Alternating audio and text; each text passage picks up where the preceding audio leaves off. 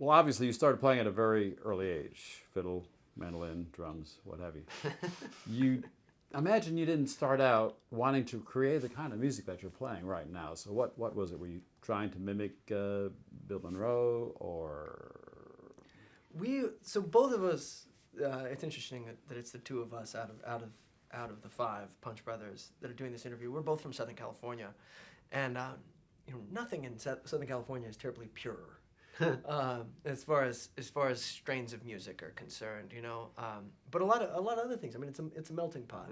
As much of a cliche as that is in America, Southern California is as very diverse. Yeah, as integrated as anything. And so, what we thought was bluegrass.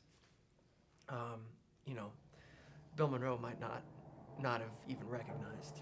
so? When did the idea of actually performing on a stage occur to you, or did you just find yourself on a stage? I kind of found myself, the first time I think I actually got on stage was for my mother's birthday, and I was 4 years old. My dad and I had worked up a song singing harmony together, and as her gift, we went and saw one of my dad's friends' bands play, and they got us up, and we did a song together, and it wasn't long after that I got a fiddle and started playing, and then when I was 6, my dad and I started a band and started performing around Southern California. Which is how we met. Exactly. I saw him on stage at Follows Camp Bluegrass Festival when you would have been 8 or 9. Probably something like that. So I would have been 6 or 7. And we hung out there, and said like, "Hey man, I play music too." Yeah. He was like, "Cool. Do you want to play baseball?" So we did. And then we played music. Yeah. Just to alternate between baseball and music, and Nerf football and music. And for me, performing was always a part of wanting to make music. I mean, like my pretend games that I'd play and everything when I was 2 or 3 would include, like, I'd have a soup ladle for a saxophone, and then there'd be a toilet plunger that was like my microphone stand in front of. So there was always like a performance element of it. So it wasn't just enough to have a pretend saxophone. There needed to be a microphone because other people needed to hear me play my pretend saxophone.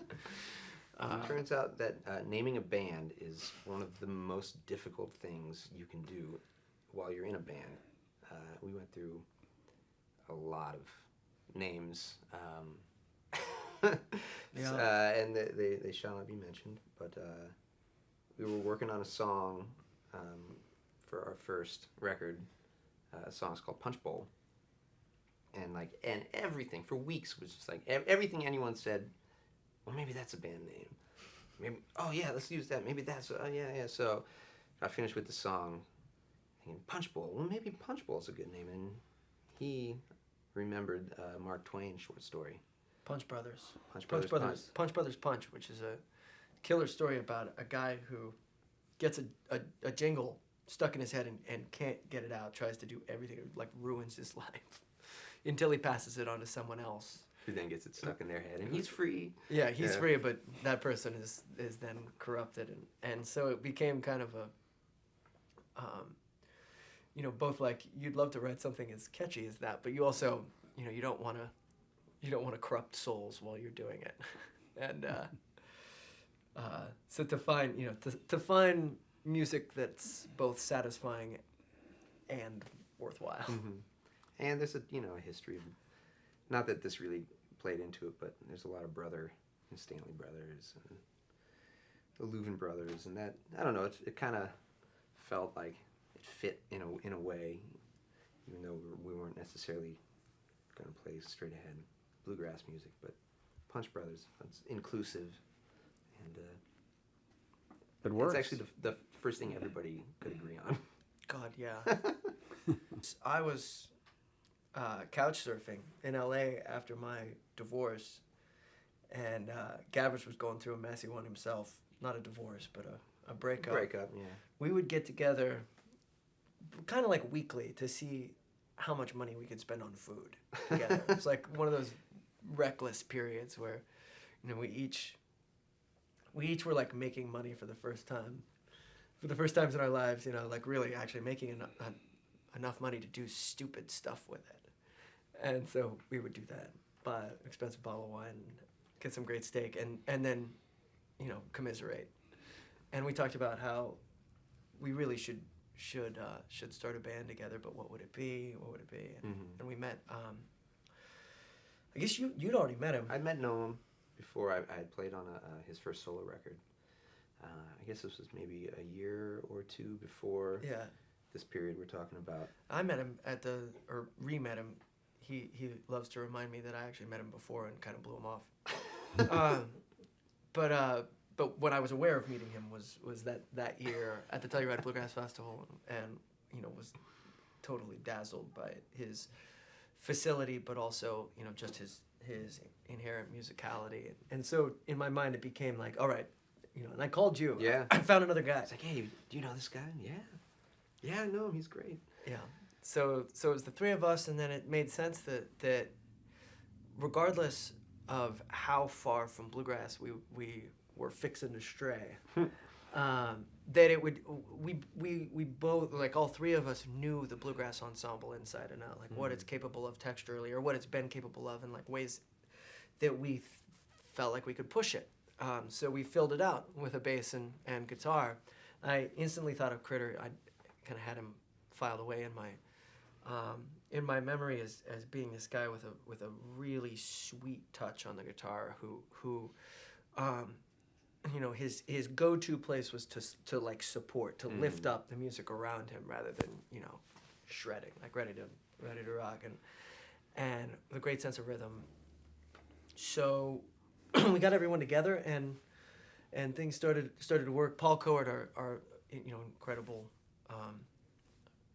bassist, came along later. We started out with another fellow named Greg Garrison, but things really clicked with Paul in a way that they hadn't before. Just musical personalities and everything just lined up, and all of a sudden we just didn't have to worry about anything but the music that we weren't hearing that we wanted to hear, and that's kind of how we approach things. You're probably the motor, because you're always spinning, and he'll bring a lot of stuff in kernel form to the band. But increasingly, I bring stuff to the band less and less formed. Right. Because it becomes like there's just greater returns. The less I have my grubby mitts on things. But it's become a really fun, interesting process of, hey, here's a small idea, and if somebody responds to it, now you have two people playing this idea and bouncing, you know, another idea off of each other, and then if that feels good, then other people will join in. Pretty soon you've got this idea, you start kind of shaping this general, I don't know, you know, musical mass. It's those trees, you know, like those, I forget which trees do this, but the roots kind of start to link underground. They become stronger. They're like a grove of trees that kind of nourish and support each other. Is that lame? That's super lame. You can cut that out. But I think it's an apt analogy. It is, like, yeah. It's kind of how things work, and the kernels are starting to come from everyone. You know, I think people are getting more and more as the collaboration succeeds. People become freer and more confident in their contributions as individuals to the community. You know, our little micro community here. But it's absolutely, you know, everything ends up being collaboration, because we're not going to present anything to an audience until everyone is happy and on board with what's being played. Yeah, work on a song until all five guys are happy, or equally unhappy. Unhappy.